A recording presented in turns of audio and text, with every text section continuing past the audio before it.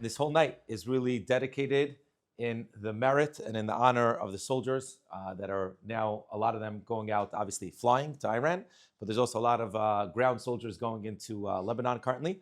And we want to mention Shmuel Neves by name, who is married to Nikita. And all of what we're going to do now is going to be in his honor and in the honor of all the soldiers that Kadosh Baruch Hu should watch over them and protect them. They should go safely. They should accomplish the job properly, and they should return safely. And I want to read you a text message that he sent me, which is I think sums up who he is, and it's really incredible. So he says like this: I wanted to share with the Rav with a little thought that I had this week.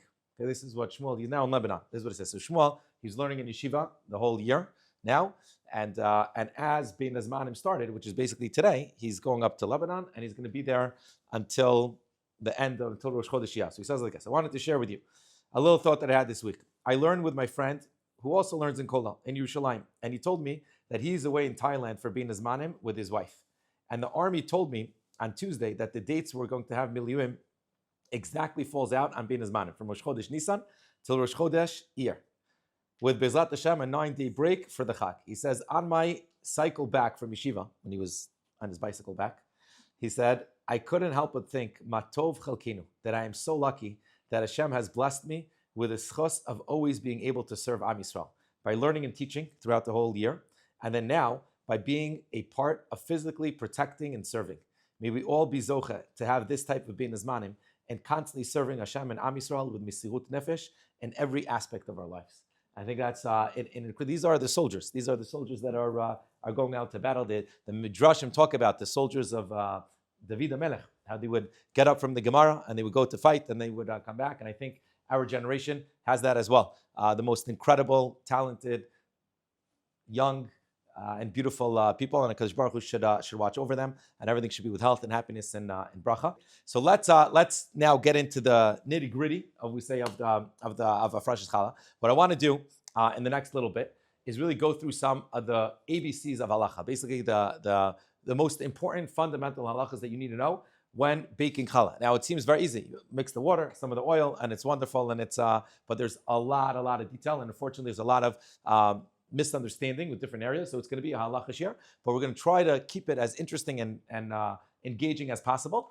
And also, hopefully, when you leave, you'll basically know how to properly always be mafresh challah. So we're going to have 10 different subtopics, just to give you like a little bit of what we're going to do. But we'll discuss what happens if you're splitting up the challah. Are you allowed to have 2 different batches of challah that each one has less than the correct amount? What is the correct amount that you need to have in order to be obligated in challah? How much flour do you need to have in order to have an obligation of Hafrashat challah? How exactly are you mafresh challah? How do you make the bracha? When do you make the bracha? Do you need to say areizu challah? Do you not need to say areizu challah? All the different details that are involved. We'll basically discuss all 10 of them. We're going to start off by the earliest source in the psukim, in the verses, and we'll work our way all the way down to the modern day poskim and rabbanim that discuss these halachos, and hopefully you'll come out with a very clear, I hope, understanding of the halachas of Hafrashat Challah. So let's start with the psukim. Okay, the Torah says like this: when we enter the land of Eretz Yisrael, when you begin to eat the food, the bread, tarimu truma laHashem. You need to take a portion and give it off as a truma. The pasuk says, "Reshit rishotchem chala tarimu truma ketrumat geren ken tarimuta," which means that those of us who are blessed to live in Eretz Yisrael, so we know that when it comes to like trees and produce, there's a halacha that you have to give some of it to the Kohanim, to the Kohen, to the Levim. So the same thing when you're making a batch of dough. The Torah tells us you have a beautiful batch of dough, you need to take off a piece and you need to give that to the Kohanim. Now, the Gemara has a whole discussion whether this mitzvah is still biblical today. Why? Because the Jewish nation was exiled from the land. So is it going to be, does it remain biblical in our time as well? The Rambam and the Shulchan Aruch, they paskin that it's not going to be biblical until you have the majority of Am Yisrael living in Eretz Yisrael, because it says, Bevoachem el Haaretz, that you need to have the majority of Jews living in Eretz Yisrael, and then it's going to become a biblical obligation. Now the question is, today, are we ready there? Right? If you look at like the polls in all the different polling of how many Jews live in Israel, we're at like 50%, but who are they counting also in the 50%? So it could already be that the majority of Jewish people live in the land of Eretz Yisrael. And that's why some poskim wanted to say that it could be that the obligation of a Hafrashat Challah now has become a biblical commandment. The majority of poskim say that even today it's not a biblical, it's still a rabbinic one. And the reason is because there's still maybe the 10 lost tribes, or other reasons as well. The Chazon Ish says that maybe you need to, the only way that it's going to become biblical if a king is here, or if you for a Navi tells you to come to Eretz Yisrael. But we're going to go under the assumption that the mitzvah of Hafrashat Challah today, even in Eretz Yisrael, is going to be a rabbinic mitzvah, but it's a high level rabbinic mitzvah, and even a higher level than the mitzvah of Hafrashat Challah in Chutz La'aretz. In Chutz La'aretz, meaning outside of Israel and South Africa, where you're all listening from, there is a mitzvah. It's a rabbinical mitzvah, but it's a lower rabbinical level, and we're going to see towards then the differences between Hafrashat Challah in Eretz Yisrael and Hafrashat Challah here in Eretz Yisrael and in Chutz La'aretz. So that was topic number one. That was the source. Now let's go. Number two is discussing a little bit how special this mitzvah is. Okay, the mitzvah, the Medrash tells us that it was given uniquely to women. Why was it given uniquely to women? There's a lot of different reasons. One of the reasons that's given is because Chava caused Adam Arishon to sin, and this is like a fixed thing. She was called Chalato Shel Olam. The Adam Arishon was called the Chala of the world. Why? Because the whole world was like was earth, and HaKadosh Baruch Hu took a piece of earth out, like Hafrashat Challah, and he made man, right? So, and the woman caused man to sin, so therefore the Hafrashat Challah is to fix for that sin. But there are other reasons as well that's given, and that's why, by the way, specifically there's an important the time to do Hafrashat Challah is on Erev Shabbos, because that's when the sin happened. It happened on Erev Shabbos as well, and we find throughout many Mishnayos and Gemaras that it's a mitzvah that's uniquely for women. And the Gemara says that those who are careful in this mitzvah, they'll be spared at childbirth, including with those who are careful with Nida, Chala, and Adlakas Ner. According to one explanation, when Yaakov wanted to marry Rachel, right? So he gave her like a secret code.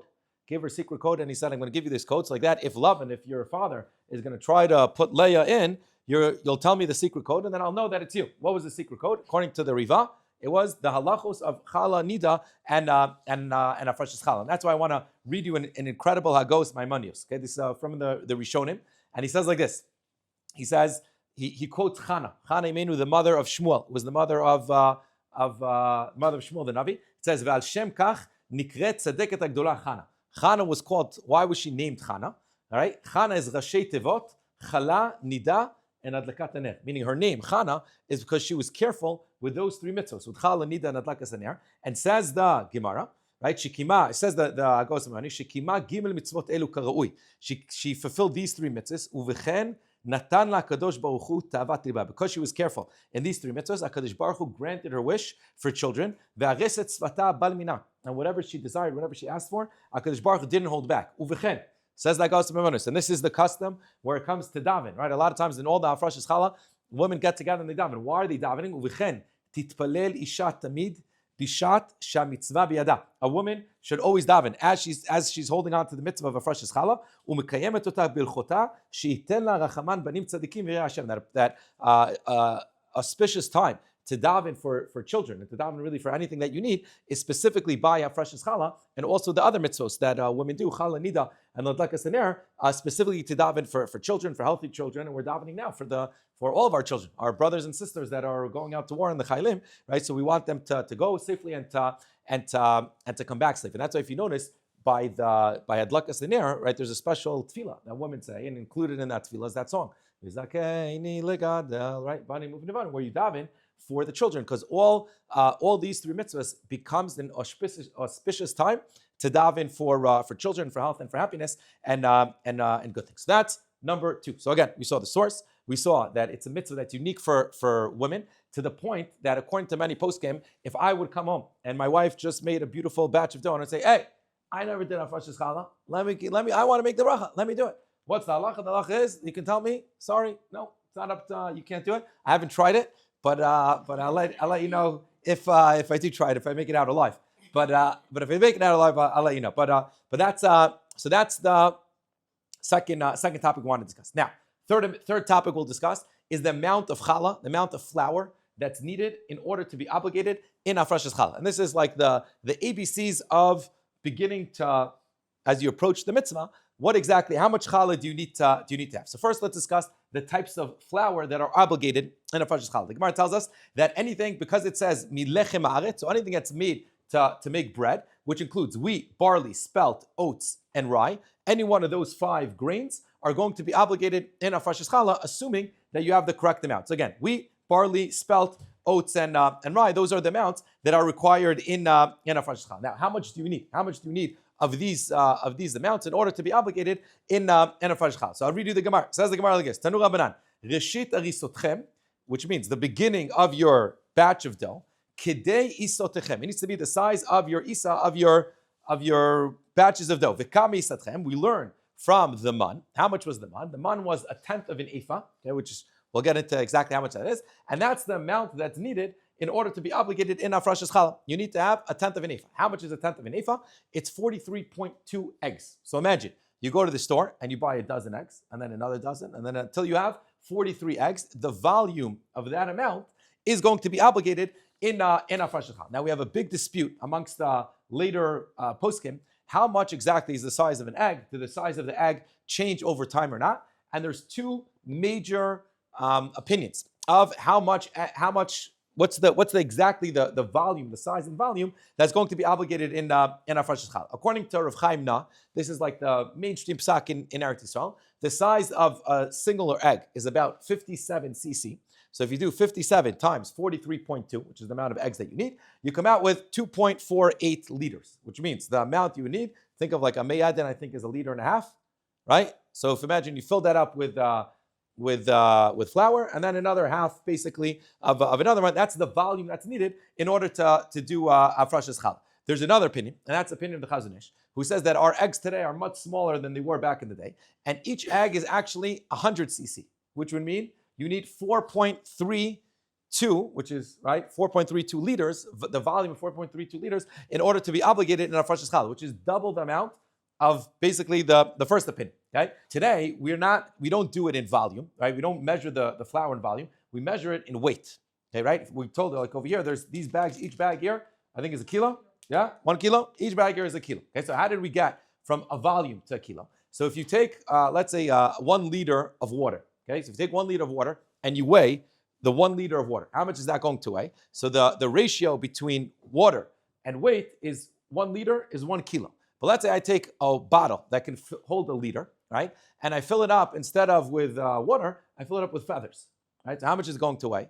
A lot less than a kilo. Now, let's say I fill it up not with feathers, but I fill it up with flour, okay? So how much is that bottle going to weigh, okay? So the post-game have a discussion. It's around 50%, meaning it's going to go down about 50%.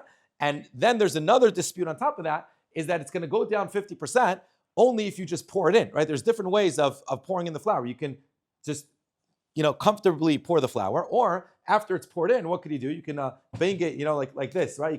You fill it up, you bang it up, and then it gets stacked. You can even push it, and then you add more flour, and then you swap it around and bang it down. And then, so if you keep on doing that, you'll be able to get a lot more flour into your bottle that has the volume of a 4.3 kilos. So what exactly is the weight? So according to Rav Chaim Na, okay, he says like this. He says, when you have, since the required amount of the volume that you need for Hafrashat Challah is 2.4 liters, which means if you fill 2.4 liters, which is the volume, with flour, you would get about half of that. Half of that is 1.2 kilos. Means 1.2 kilo is the amount of flour that is going to require you in Hafrashat Challah. Now, says Rav Chaim, that's only if you assume that it went down 50%. But let's say, according to our opinions, who say that you don't need, when it goes down 50%, that's when you don't stack it. That's when you just pour it. But if you stack it, it's not going to go down 50%. It's only going to go down about a third, which comes out to about 1.66 kilos. Okay? So the way Rav Chaim Na paskins, he says like this. He says, what should he do? Whenever you have 1.2 kilo, you should do Hafrashat Challah, but you should do it without a bracha. Why? Because there are many opinions that say that it needs to be stacked. But if you have 1.66 or 1.67 kilos, so then that takes into consideration even the opinion that says that it needs to be stacked, and therefore you need to be, and then from 1.67 kilo, you need to do Hafrashat Challah even with a bracha. That's the opinion of Rav Chaim Na. Comes the Chazon Ish, and he says, no, how much do you need? You need 2.25, right? Sorry, he holds that the volume of 43.2 eggs is when you go down half, right? Because you have it's 4.3 liters, right? So if you go down half, it's about 2.25 kilos. That's how much you need, which comes out to about 5 pounds. So all of this, let's try to summarize everything up and give you all the opinions so you walk out with something very clear. Okay, like this. According to the psak in Rav Chaim now, which is the psak also of Shlomo Zalman, which is the custom in Yerushalayim, which is what I do in my house, and which is what we're going to do here. Okay, and that is like this: whenever you have 1.2 kilos, you do Hafrashat Challah without a bracha. Whenever you have 1.66 kilos, you do Hafrashat Challah with a bracha. That's the custom in Eretz Yisrael and a lot of places. In Chutz La'aretz, they do 5 pounds or 2.25 kilos, and that's when they're going to make a bracha, only when it's 2.25 kilos, because they want to be machmir like the Chazon Ish. But everyone agrees that once you have 1.2 kilos, what do you need to do? You need to do Hafrashat Challah, but you need to do it without a bracha. Now, if there's Sfardim amongst you, they have a different measurement, and that's 1.56 kilos, but we won't get into that. So basically, just to make it very simple, always, you're making 1.2 kilo, Hafrashat Challah without a bracha. You're making 1.6 kilos, 1.66 kilos. If you're in Yerushalayim, Eretz Yisrael, if that's your custom, you make a bracha from 1.67 kilos. That's what Shlomo Zalman did in his house. In Chutz La'aretz, they do 2.25 kilos, which is about 5 pounds. So that's with regards to the amount that's needed, okay, which is very important. Now, let's discuss the next, I think, most relevant and important halacha. Now we're up to our 4th topic, and that is combining different flours, okay? What happens if we said that there's 5 different flours that are obligated in Hafrashat Challah. You have wheat and spelt and barley and oats and rye, right? Those are the 5 different types of flours that are involved. So now I know we're going to go under the assumption that from 1.66 kilo, that's when you need to make a bracha. Okay, so now like this, you have 1.6. I want to make 1.66 kilo, but I don't want to make it all regular wheat flour. I'm getting a little healthy, so I want to add some oat flour into it. So the halacha is like this: when the flour is in the flour form, like it's here, right? When it's actually in the flour form, I can mix up all 5 different ingredients. The moment I get to 1.6, after I add the water, I'm mechuyev in Hafrashat Challah. Okay, so in the flour form, that's when it's always going to be obligated in Hafrashat Challah when it's mixed in the flour form. Now, what happens if this has happened in my house a few times, where we're making, my wife decides she's making whole wheat challah. Okay, or she's making regular wheat challah. Let's keep it simple. She's making regular wheat challah, and then a guest calls. I'm coming. By the way, I only eat spelt. I only eat spelt challah. So my wife says, "I'm not going to make now, 2 batch like a whole thing." So she said, "Look, I'll make 1 kilo of regular wheat flour, and I'll make 1 kilo of spelt flour." Now I'm not going to get them to mix up together.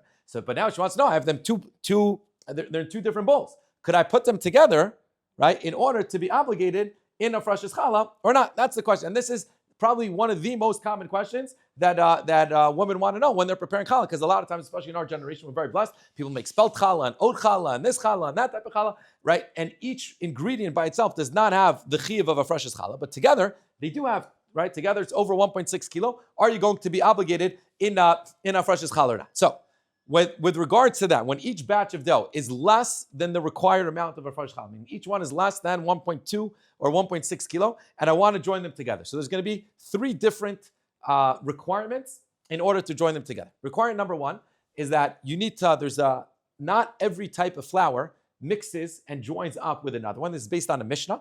I'll give you an example, okay? I'll give you an example. If you want to make a wheat and an oats batch, right? So I'm making, someone is coming over to my house, he's gluten-free. So I make 1 kilo of wheat and I make 1 kilo of oat.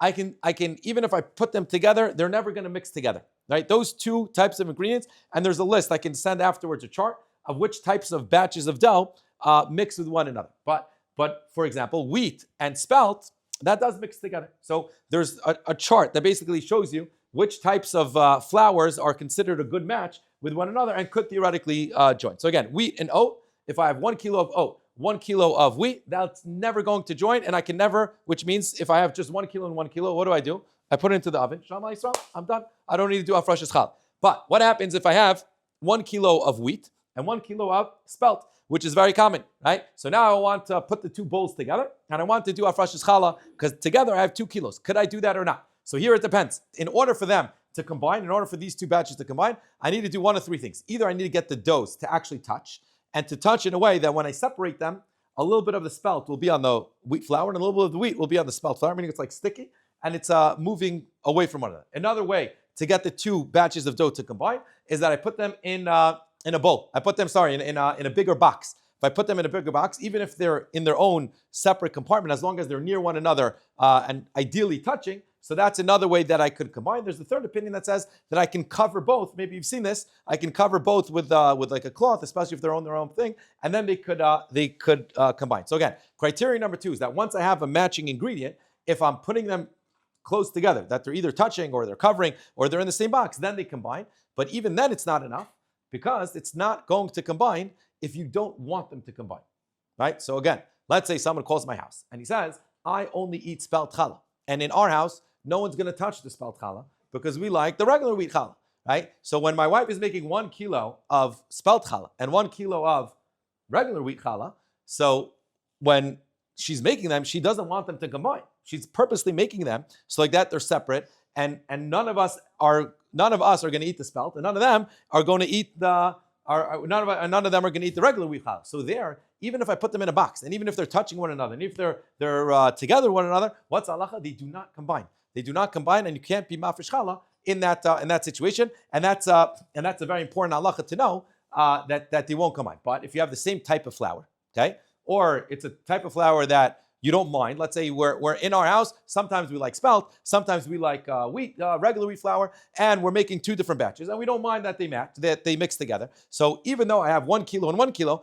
as long as I'm putting them together, the halacha is that they can combine, and I could be mafresh challah in that situation. So that's a very important halacha to know. However, included in this halacha is that because we said that when you put something in a box, right? So then the 2 batches are going to combine. So what's fascinating halacha that a lot of people don't know, and when my daughter was making, Shoshana, amazing daughter, she was baking, she's an incredible baker, the best of the best, really. And when she was making chocolate cake, I think it was for Purim, we're making a big Purim Suda, okay? So she was making a lot of chocolate cake. So one day, I don't remember exactly the exact details, but what I told her is that if at some point you are combining, right, the what you made into one box, and you don't mind that they mix, so then even if initially you weren't obligated in Hafrashat challah, now you will be obligated in Hafrashat challah. So for example, let's say my wife last Friday decided to make a kilo of flour, of regular wheat flour. She made a kilo of flour. Then what happened? We got invited out. So what did you do with a challah that we made? She wasn't mafresh challah. Why was she not mafresh challah? Because all she made was 1 kilo. So she put it in the freezer. Okay, she put it in the freezer. Next Friday, what happened? Again, she forgot about it. She's like, let me make another batch of 1 kilo. She makes another batch of 1 kilo challah, and then guests call and they say they're coming, right? So we have, so what do we want to do now? So now, I remember, we have an extra kilo in the freezer. So we take the kilo out and I put it all, let's say on the table in like a box because I'm about to put it into the oven or whatever it is. The moment now I have 2 kilos in a box, what happens? Right now, I'm obligated in a fresh challah, right? And the same thing will apply to cookies. And some want to say even in the freezer drawer, if you have like these big stand-up freezers and they have drawers, right? So you made a kilo of regular cookies, right? And then the next week you made another kilo of the same type of cookies, right? What's the halacha? Now they're in a box together. L'chorah, you're going to be obligated to do Hafrashat challah. Now, if I don't want them to combine, which is what happened on Purim, Shoshana didn't just make one type of chocolate cake. She made a chocolate cake and a blueberry cake and this type of cookie and that type of cookie. So even though in general, overall, we had way more than 2 or 3, 4 or 5 kilos of flour, but since each batch was less than a kilo, and we didn't want them to mix, so even though we froze them in the same compartment, then it wasn't going to be obligated in a fresh challah. So that's going to be topic number 4. Topic number 5, very briefly. Okay, and this is also probably one of the most interesting and fascinating halachos of Hafrashat challah, and that is the halacha of splitting the dough. Okay, and this is very important. Let's say in your house you're making now one huge batch of dough of 5 pounds of challah, 2.3 kilos of dough. Okay, and it's all whole wheat. It's all the same type of wheat. However, I have in mind, right, that I'm going to split it and give it out to a whole bunch of people. So in that situation, we're going to discuss it in exactly detail. I'll tell you what the Mishnah says. The Mishnah says, let's say you have 2 women that show up, and each one has 1 kilo, and they mix up, they mix up their flour together, and they make one big batch that's now obligated in Hafrashat challah. Okay, but then they know that they're going to divide it. Since they know that they're going to divide it, it's viewed already as if it is divided, and therefore it's not going to be obligated in Hafrashat challah. Now, why is this a big deal? Because a lot of times in challah bakes, what happens is that you'll show up to a challah bake, and each woman gets 1 bag of flour. 1 bag of flour is 1 kilo. Now, 1 kilo, we've just learned, is what? Not obligated in Hafrashat Challah. So what do some people say? Oh, I have a great idea. Join the woman that's next to you. Mix your 2 flours together. Add water. Now how much do you have? Now you have 2 kilo. 2 kilo, we know, is obligated in Hafrashat Challah. But what's the problem? The problem is that in a minute, you're going to separate it, and each one's going to make their flour, their challah, and each one's going to go to their house. So in such a case, you're not allowed to do Hafrashat Challah, right? Because it's already viewed as if it's already divided. Now, there's a great discussion in the poskim. How far do we take this? To what situation do we extend? And I want to just discuss 4 common cases and what the halacha is going to be in that case. So, for example, what happens if my wife decides she makes 2 kilos, okay, and then she checks her watch and she's about to do Hafrashat Challah and says, "There's no way I'm going to be able to bake all of these. We have a small oven. There's no way I'm going to be able to bake all of these." In one shot, right, before Shabbos. So what does she do? She's going to divide half of the batch of dough, the dough frozen. She's going to freeze the batch of dough, and the other half she's going to bake. In that situation also, since you're dividing it, and you're not eating it at the same time, the halacha is that you should do Hafrashat Challah, but you do it without a bracha. And the reason is because there are many poskim who say that you're not obligated in Hafrashat Challah in that situation because you're planning on dividing it. Similarly also, this happened to me where I went into someone's house, and they said, "Wow, look at my batch of dough. I just did Hafrashat Challah, right?" And then this woman tells me, she's like, "Look, this half I'm going to take and I'm going to make it into challah, and this half I'm going to make it into babka.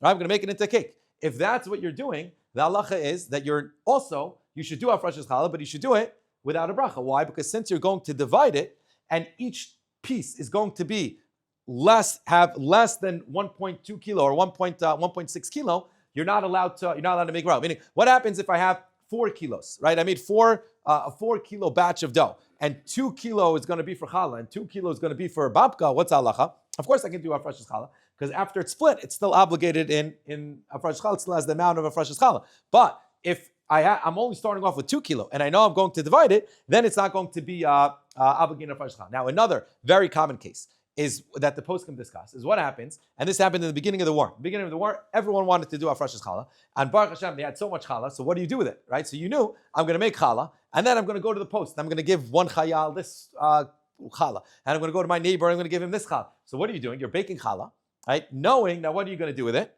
You're going to divide it to a lot of people. So there's some poskim who say that even in this situation, you're not allowed to make a bracha when you're doing Hafrashat Challah. However, the accepted custom in Am Yisrael is that in that situation, you are allowed to make the bracha. And the reason is because you're keeping it all for yourself. And then afterwards, you're deciding what to do with, how to give it out. Now, let's go back to our challah bake, right? So what would be a way to do, what's the best way to do a challah bake where everyone can make a bracha? So obviously the best way is what we're doing here, right? Because Nikita does things at the best level possible. And what is she doing? She's making sure that everyone has 1.6 kilos, even more, right? You have 2 kilos over here. And therefore, every woman can make their own Hafrashat Challah. Okay, but let's say you're at a challah bake and only each woman has just 1 kilo. So we said if you're mixing up the dough and then going to divide it at the spot, that doesn't help you, right? Even if one woman says, "Listen, give me all the challah. We'll make a batch of dough. You braid yours, I'll braid mine, and then I'll take everything back to my house and I'll bake everything in my house, right? But I'm going to make sure that you're going to get the ones that you braided, because you braided one like a smiley face for your son, and you braided another one like a Sefer Torah for your daughter, or whatever it is. Everyone has like their own shapes that they make into the challah. So if I know that these ones are going to be designated for her or for that family, so then it's already as if I divided it in the batch of dough. So I wouldn't be allowed to make a bracha. When would you be allowed to make a bracha? When each woman has just 1 kilo. If one woman says, "Listen, you give me all the flour, I own it now. It's my challah, okay, my flour. I have now 2 kilos. I'm going to make it. You can help me out and help me braid. I'm going to bake everything. And then either I'll give you some, I won't give you some, and I'm definitely not going to give you the one that you specifically braided. I'm just, whatever comes out of the oven, I'll give you the first 3 that come out." Right? So then it's clear, then that's like a case of you baking at home, knowing that what are you going to do? You're going to divide it and give some to this woman, some to that person, where in that situation, l'chora would be okay. So again, in a situation when half of it is going to be frozen, half of the dough is going to be frozen, you don't make a bracha. In a situation where you're making half of it into babka, you don't make a bracha. In a situation where you know you're going to give it to a lot of people, that the poskim say you are allowed to make a bracha. Some are machmir not. In a situation where you bake everything and you're keeping it for yourself, and you're putting, let's say you're freezing some of it, so then that also you're going to be allowed to make a bracha. But now we're getting into like the less technical and the more practical, right? The more practical of the Hafrashat Challah. So now let's get into, we know how much flour we need, right? We also know exactly, not to divide it if I'm going to divide it. So now we're ready to do the Hafrashat Challah. So as we mentioned before, as you're about to do the Hafrashat Challah, it's a unique Eis Ratzon, it's a unique time where HaKadosh Baruch Hu can answer your tefillos, and you should daven to Hashem that everything should be with health and with happiness and with only good things. Now, at what point do you make a bracha? When I was teaching these halachos in Smichas Chaver, so I wanted to see like what people do, what women do when they make the bracha. So I googled Hafrashat Challah, and I found a video of the Belzer Rebbitzin doing Hafrashat Challah, and then a video of like a Chabad doing Hafrashat Challah, and you really see across the spectrum all the different customs of how people do the Hafrashat Challah, and I want to give you the background to understand all of them. Okay, so the halacha is whenever you're about to make a bracha, or whenever you're about to do a mitzvah, right? The halacha is you need to make the bracha over lasiyatam. Over lasiyatam means before you fulfill the mitzvah, you need to make the bracha. So, for example, we have Pesach coming up, and on Pesach night we're going to eat the matzah, we're going to eat the maror, we're going to make a bracha. When do we make the bracha? On eating the matzah. When do we make the bracha? On eating the maror. Right before we eat it. Right. So when it comes to Hafrashat Challah, you should be making the bracha before you do the mitzvah. At what point is the mitzvah of Hafrashat Challah? So let's walk you through the process. There's going to be two major opinions here, and then one that's like a hybrid. The first opinion, the Rambam says that the mitzvah is when you separate the dough. That's when the mitzvah is over. That's when you're mekayim the mitzvah. There's another opinion, is based on the Mishnah, that the mitzvah isn't separating it. The mitzvah is proclaiming it. You need to say with your mouth, Harei zu, or zo. What do you guys say? Zu? Zo? Zo? Harei zo? Challah. Harei zo challah. You're saying this is challah. So if you hold that's the bracha, right? So if you hold that's the mitzvah, saying harei zo challah, so then when should you really be making the bracha? As close as possible to saying the words harei zo challah. So the Rambam, he paskins that what a person should do is that you make the bracha, you have the dough in front of you, you make the bracha, and then you separate the dough. The Ramban says no. He says the mitzvah is not separating. The mitzvah is proclaiming with your mouth, Harei zo challah. So what should you do? Separate the dough, hold it in your hand, make the bracha, and then what should you say? And then say, Harei zo challah, because then it's as close as possible to the thing. Comes the Meiri, and he's a hybrid, and he says, you know what you should do? He says, you should stand before the challah, make the bracha, detach the thing, and then right away say, Harei zo challah. Now, how does the Shulchan Aruch pass? The Shulchan Aruch is the book that we follow for our halacha. He passes like the Rambam. He has no mention of saying the words Harei zu challah, and he just says you make the bracha b'sha'ah shemafrish. As you're being mafresh, you should make the bracha. The custom in Am Yisrael is definitely to do what? To also proclaim Harei zu challah. Now the videos that you'll see on YouTube, like the Belzer Rebbitzin, what she does is she separates the challah, okay, and then she makes the bracha, and then she says Harei zu challah. In my house, my wife, the way she was brought up, the minhag that she has in her hand,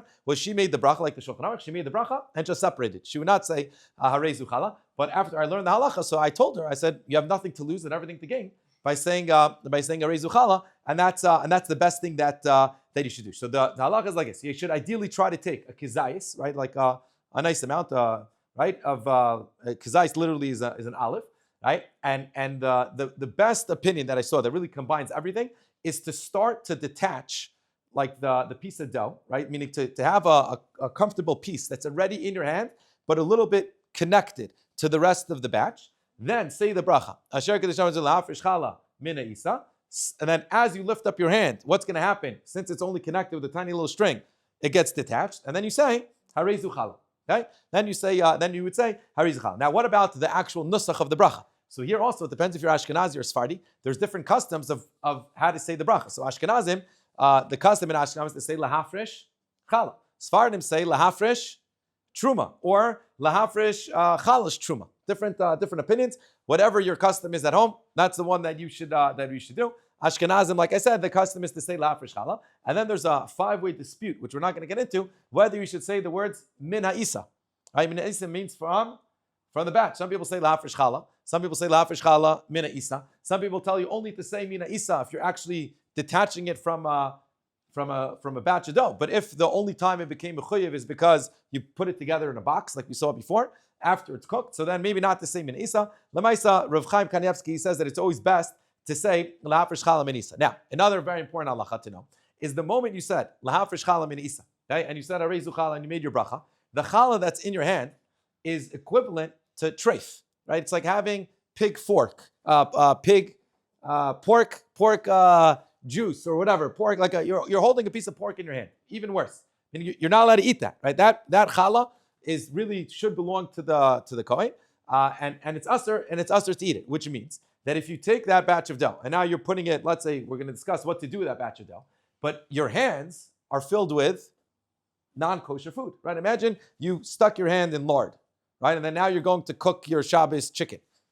No one would do that, right? Because your hands are filled with non-kosher food. So the challah that's in your hand, the little pieces that are in your hand, are actually non-kosher, right? It's not meaning food that you can't actually eat. So a lot of women have the custom, and maybe that's why you have gloves here, I'm not sure.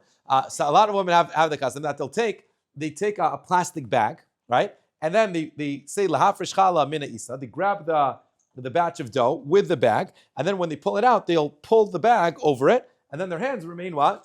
Their hands remain clean, and then they can right away go and use the rest of the batch. Because if you take out a batch with your hand, and then even if you throw it, but there's little pieces that's left, and then you start kneading the batch of dough again, you're actually putting in non-kosher food into the batch, which is not recommended to say the least. Now, when you're making the bracha, ideally you should be standing. You should use your use your right hand to be mafresh. If you're righty, if you're lefty, use your left hand. And then the halacha is also that the one who makes the bracha should be mafresh. So this sometimes I've seen also that sometimes you have people doing it together. So, I'll make the bracha and you do the hafrashat. No, the person who makes the bracha is the one that should separate. Fine. So that was topic, I think, number 6. Topic number 7 is what do you do with the challah? Now you have that little piece that's in your hand. What do you do with it? Okay. So some have the custom to double wrap it and throw it. The best thing to do is to burn it. Now, when you're burning it, like I said before, that piece is not kosher. Right, so you're putting non-kosher food in your oven. So how do you avoid not making your oven not kosher? So you should wrap it, and ideally, what you should do is you should double wrap it when you put it in. So because sometimes like it rises, and sometimes it's better to always like lay it flat. I know people like putting it into a ball, but when you put it into a ball, so then it takes a lot longer to burn. But if you put it flat, so then the surface area, and you wrap it still with tinfoil, then it burns a lot quicker, and that's the best thing to do with the challah itself. It's very important though when you're taking it out of the oven. Sometimes I've had questions about this that a woman took a fork and she wanted to see kept it in a ball, and she wanted to see if it's ready or not. Right? Whether the challah was fully burnt. So what did she do? She took her fork and she stuck it in, and then she pulled it out. Oh, 1 second, it still needs another 10 minutes in the oven to fully burn. Now, what did she just do to her fork? She just made a treif. She just stuck a kosher fork, into a non-kosher, something that you're not allowed to eat. So you should be careful. You should be careful to do that. If you forgot to be mafresh, what happens if you forget to do hafrashat? What happens? Right, you're busy, everything's going on, and you're ready to put everything in the oven. So the best thing to do is when it comes out of the oven, do hafrashat challah. Where does it get a little bit complicated? It gets a little bit complicated if it's already Shabbos, right? And this has happened in the past where you baked challah and then you're sitting down for the Shabbos and you're like, oh shoot, I forgot to do hafrashat challah. Okay, so here we go back to what we started in the beginning, that in Chutz La'aretz we're a lot more lenient than we are in Eretz Yisrael, because in Eretz Yisrael the obligation of hafrashat challah is on a much higher level. So in Chutz La'aretz, what you're able to do is eat the challah, even though you weren't yet mafresh challah, meaning you eat the challah that you baked, and you leave over a little bit. Okay, leave over a little bit of the challah for Motzei Shabbos, and then on Motzei Shabbos you take a little piece from the leftover challah and you do hafrashat challah in that way. If you're here in Eretz Yisrael, we don't allow that. That's not allowed, because the obligation is a lot more strict. And what you should do is knock on your neighbor's door and say, I don't have any challah. Could I please borrow some challah? Or take a pita out of the freezer and use that for your lechem mishnah. If it's Pesach and it's all you have is matzah, or if it's Sukkos and there's no other way to do it, so then there's certain situations where we allow you to be mafresh challah even on Shabbos itself. Or let's say I baked challah and I forgot to do hafrasha, and I sent some of it to my brother, and I know he's going to eat it now. So if I don't do hafrasha, he's going to end up eating a piece of challah that wasn't done hafrasha. So in that situation, we also allow you to be mafresh challah. Now, the last thing I want to discuss is the types, and this is the 10th thing, is the types of pastries that are obligated in hafrashat challah. The 9th thing, this is the 9th thing. The types of challahs that are obligated in hafrashat challah. So anything that has like a thick batter and you're cooking it, you're baking it in the oven, is going to be obligated on Hafrashat Challah, again, as long as you have the required amount. So if you're making chocolate cake or cookies or babka or whatever it is, you're going to be obligated in Hafrashat Challah. When it comes to donuts that are deep fried, right? So if you're deep frying it, Ashkenazim are mafresh without a bracha. Sfaradim don't do Hafrashat Challah. Crepes and pancakes that like spread out as you pour it on, those are not going to be obligated in Hafrashat Challah. Waffles that come out thick and they look like a nice piece of bread, those are going to be obligated in Hafrashat Challah, but only after it's baked and only if you have 1.66 kilo, right? So if you've ever been to like a hotel or you go to the waffle factory and they're making waffles, so they're never making 1.66 kilo in one batch. Like sometimes in a camp you'll have it where they'll make a lot of waffles and they'll put it in a big massive tray, and then you're going to be obligated in Hafrashat Challah in that situation. Bao buns are like donuts where Ashkenazim are mafresh without a bracha. And when it comes to like pasta and which is basically dough also, so here there's the machlokas. A lot of the hechsherim, you might not even know, but a lot of the hechsherim that you buy pasta from, they were already mafresh challah for you. Okay, so that's the ninth thing. Now the 10th thing that I want to conclude with, and this is just an amazing thing. Okay, and this is from the Agos Maimonides that's on the Rambam, and I'll read it to you because I think it's beautiful. He says like this: Taryag. Taryag is what? 613. Bigimatria has the numerical value. Zuhi mitzvat chala. Lilamdecha, to teach you. Shekol ha'zeir b'mitzvat chala. Whoever is careful with the halachos of Hafrashat Challah. What halachos? All the halachos that we just discussed. Now, when to make the bracha, how to make the bracha, and I'm assuming the video is going to go online, so you'll be able to review it if we did it a little bit quickly. But whoever's careful with this mitzvah, umekayma karoi, and fulfills it the way he's supposed to, ki'ilu kiyem taryag mitzvot shebatorah. It's as if he did all 630 mitzvahs. So right now, you think you're doing just Hafrashat Challah, and you think you're doing it just for the chayim, but it's as if it's equivalent to being fulfilling all 630 mitzvahs. And I can't think of a greater schus for the soldiers going out to battle than the holy righteous women that are here and all over the world, also in South Africa, that are going to be doing now Hafrashat Challah. It's an amazing thing. And then he says like this, then in the mitzvah of Challah, Shebishvila zachu Yisrael v'nichnesu la'aretz, right? The pasuk we started off with.